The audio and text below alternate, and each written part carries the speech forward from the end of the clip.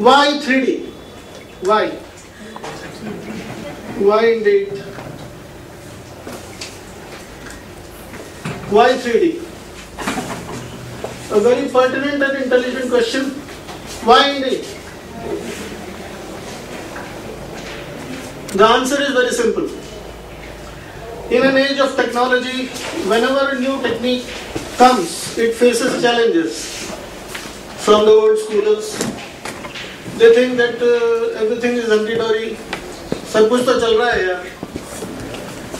कुछ भी तो ऐसी चीज नहीं है जो नहीं हो रही. तो नया क्यों?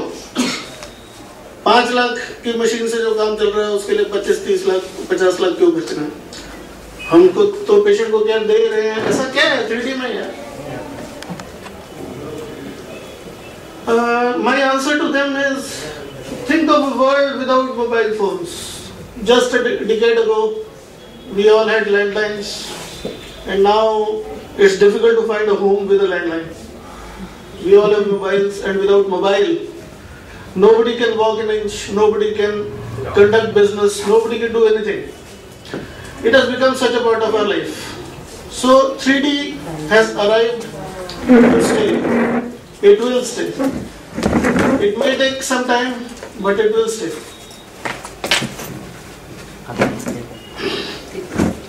Think of a time when Doordarshan was the only channel available. When all the children used to gather before at 7 o'clock in the evening, even at neighbor's house to watch Krishi Darshan. And you ask people now to go and watch Krishi Darshan and they will just look at you as if you have gone mad. So this is the power of technology. Look at the laptops.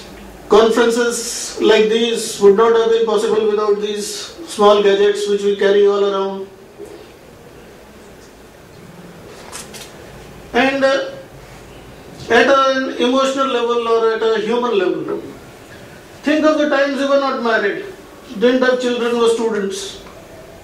Was life less exciting? No. The answer is a resounding no. So, when the present becomes the past, it is important. But we have to leave the past and look at the future. So 3D is the future. We open doors to the new future when the past is over. A brighter future, a better future.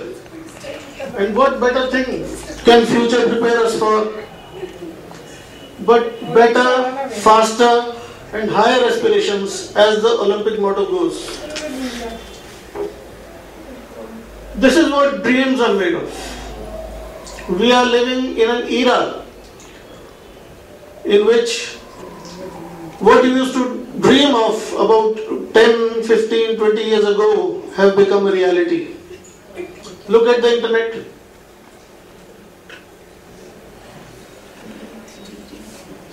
These dreams make us humans. An aspiration for the better, encompassed in a small word, hope for the better and the brighter. Now, rather than going on and on about what 3D is all about, I'll let my images speak for themselves. With minimum interference from my side, let the show begin. Now look at the face of this fetus. What is the difference between a 2D and a 3D sonogram?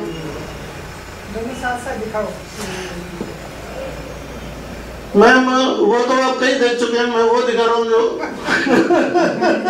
मैं दिखाने आया हूँ.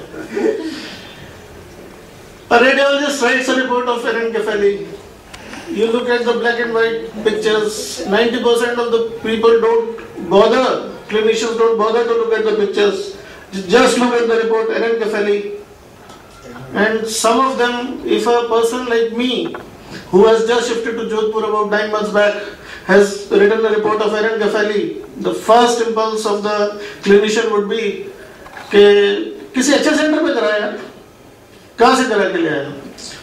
But if I give this photograph, you are left with no doubt in your mind that this baby is indeed anencephalic, and you can proceed with the treatment of the patient. Now look at this picture. Look at the date. I was in Sumayapur at that time. The date is 21/7/2009. You can see the diaphragm outline.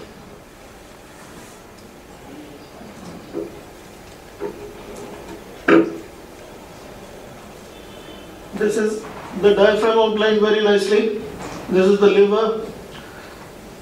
This is the left lung. And what is wrong with the right lung? This is CCAM, cystic adenomatoid malformation of the lung. Very beautifully brought up here, with no doubts whatsoever about the diagnosis.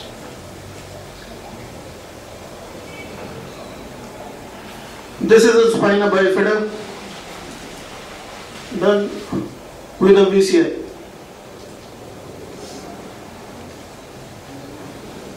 This is a baby with thanatophoric lethal aplasia, dwarfism. Both the upper and the lower limbs are ill-formed. The thorax is very small. The abdomen is protuberant. You can directly counsel the patient to what can be done and what should be done.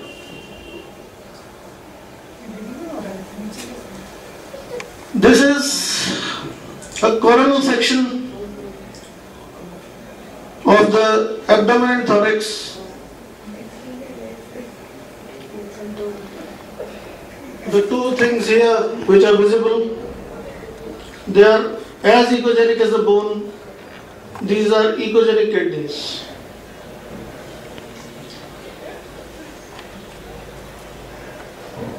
Now, does anyone have doubt that whether this is a monochorionic or a dichorionic, or do we have to sit, have a panel of 5 people discuss over it?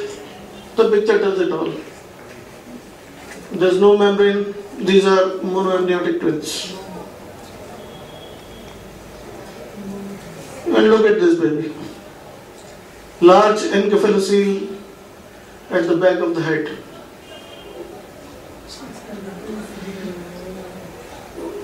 Look at the dehiscence of the spine here.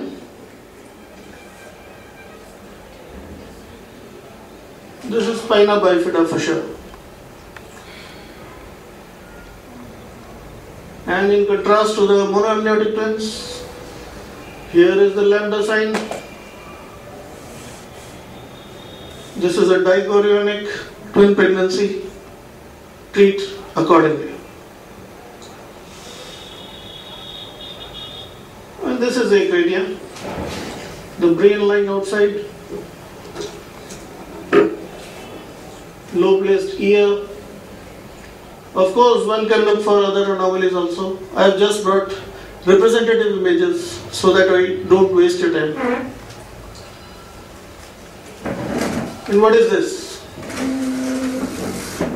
Pregnancy in a bicornuate uterus. Pregnancy in the right cornu with the left cornu here. This is the tip of the bicornuate uterus. Spot diagnosis, as they used to say in our first MBBS. Spot diagnosis. This is a coronal section through the abdomen. The right kidney is echogenic, normal, nothing wrong with it. There are multiple large cysts on the left side. This is unilateral multicystic dysplasia of the kidney, which carries a good prognosis. But it has to be followed up to see whether the other kidney is progressing normally, or does it also at some stage go on to the same condition.